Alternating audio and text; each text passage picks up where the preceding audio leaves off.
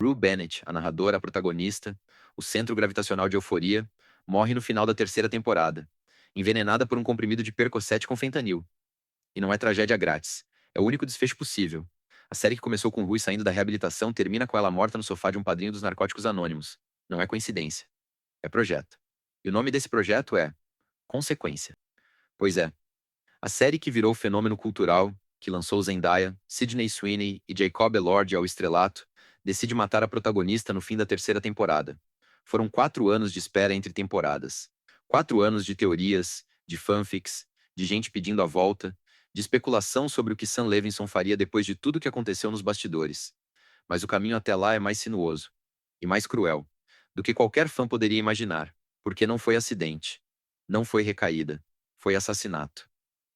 E o responsável é alguém que o público mal conhecia até o quinto episódio.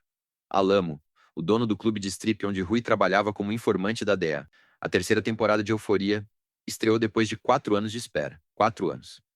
O hiato entre a segunda e a terceira temporada foi maior que o intervalo entre as duas primeiras, que saíram em 2019 e 2022, respectivamente. E segundo a News, Sam Levinson queria mostrar os personagens no mundo real, sem rede de segurança. Estão no mundo real e as consequências são reais, disse ele ao Sky. Não há rede de segurança. Gosto desse aspecto de Velho Oeste. E dito e feito, o penúltimo episódio matou Nate Jacobs, interpretado por Jacob Elordi. Uma virada que já deixou meio milhão de tweets em choque no momento em que foi ao ar. O último episódio, intitulado In God We Trust, foi ao ar no dia 31 de maio de 2026 pela HBO Max. Teve 57 minutos de duração, o mais longo da temporada. E o The Hollywood Reporter confirmou: a morte de Rui não é acidental. É assassinato premeditado por Alamo, o dono do clube de strip, que descobriu que Rui trabalhava como informante da DEA, a agência antidrogas americana. A ironia: Rui tinha começado a colaborar com a DEA justamente para manter o emprego legítimo e se afastar do vício. O mesmo movimento de autopreservação que a levou direto para o centro do alvo. Vamos destrinchar o episódio. Rui escapa de Wayne depois que Faye a dedura. Sim, a mesma Faye que ajudou ela na segunda temporada, numa inversão de lealdades que ninguém previu. Alamo, o dono do strip club interpretado por Adewale Akinwumi, Agbaje, dá dinheiro e folga para Rui. Mas deixa um pote de comprimidos de propósito, sabendo que ela ia tomar. E toma. Rui vai para casa do Ali, o padrinho da Narcóticos Anônimos vivido por Coleman Domingo. Lá, ela sonha que Fesco, o personagem do falecido Angus Cloud, que morreu em julho de 2023, escapa da prisão e ela corre para salvá-lo. Aie. News descreveu a sequência como um dos momentos mais visualmente ambiciosos da série. Ru vê visões de Jules e Fesco, corre até a casa da infância onde cresceu, reencontra a mãe. Mas aí Ali acorda e encontra Ru morta no sofá.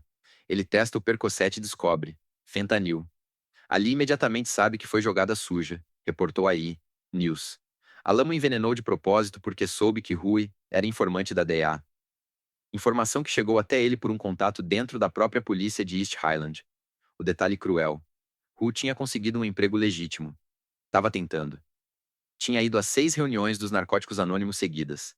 O recorde pessoal dela. Mas um comprimido derrubou tudo. E o nome do comprimido era fentanil, a mesma substância que o CDC americano aponta como responsável por mais de 70 mil mortes por overdose nos Estados Unidos em 2023. Mais que armas de fogo e acidentes de carro combinados. Mas o que ninguém comentou foi a camada meta. E talvez a mais cruel. Desse final. O personagem Fesco, que Rue vê em sonho correndo num campo de trigo dourado, era interpretado por Angus Cloud, que morreu em julho de 2023 de intoxicação aguda após uma overdose acidental de fentanil, cocaína e metanfetamina. Ou melhor, a série matou a protagonista com a mesma substância que matou o ator na vida real. Segundo The Hollywood Reporter, o clipe de 2 minutos de Fesco e Rui no campo foi um momento emocionante para os fãs da série. Mas é mais que isso. Sam Levinson não só escreveu a morte de Rui, ele usou a morte real de Angus Cloud como combustível dramático para fazer o espectador sentir o peso do fentanil como substância, como epidemia, como assassina silenciosa que não distingue ficção de realidade. O relatório do médico legista do condado de Oakland, que News citou, confirmou que a morte de Angus Cloud foi acidental.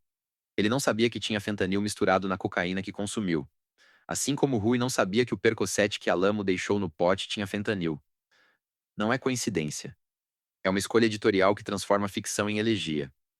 E ao mesmo tempo em denúncia. E dá um nó no estômago de quem sabia que Angus Cloud gravou boa parte da terceira temporada antes de morrer. O material restante foi inserido nos sonhos de Rue, como aparições póstumas que fazem o espectador perguntar se aquilo é Rue sonhando ou se é o próprio ator se despedindo. A cena do campo de trigo foi a última gravação de Angus Cloud para a série. Ele filmou aquilo 6 semanas antes de morrer. Aí ali, tomado pela fúria que vinha sendo construída desde o episódio em que ele percebeu que algo estava errado com os comprimidos, vai até o clube do Alamo e atira nele. Com a arma vazia, porque Bishop tinha retirado as balas, mas ali consegue a arma de qualquer jeito e executa Alamo com um tiro.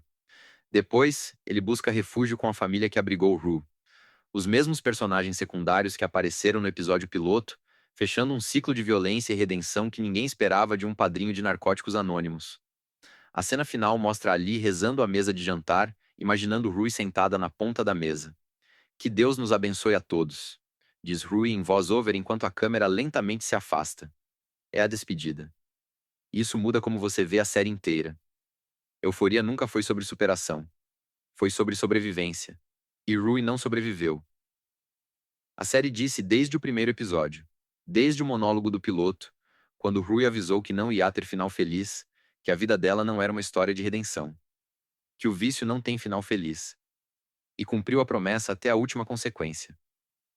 224 minutos de temporada para provar uma tese que estava na primeira cena. A diferença é que ninguém levou a sério o aviso. Porque a gente sempre espera que a protagonista sobreviva. Esse é o truque que Euforia usou contra o público. Roche morreu envenenada por fentanil aos 18 anos. Ali virou justiceiro e matou Alamo a sangue frio. Cassie e Mad, por sua vez, transformaram a mansão do Nate morto num estúdio de conteúdo adulto. A ironia de duas ex-melhores amigas lucrando com o legado do cara que abusou de ambas não passou despercebida. E Jules apareceu numa única cena, sem falar nada, só olhando pro horizonte. Uma ponta solta que pode significar tudo ou nada. A terceira temporada de Euforia está disponível na HBO Max. Manda nos comentários. Depois de matar a protagonista, será que a quarta temporada ainda faz sentido? Ou a série devia ter terminado aqui?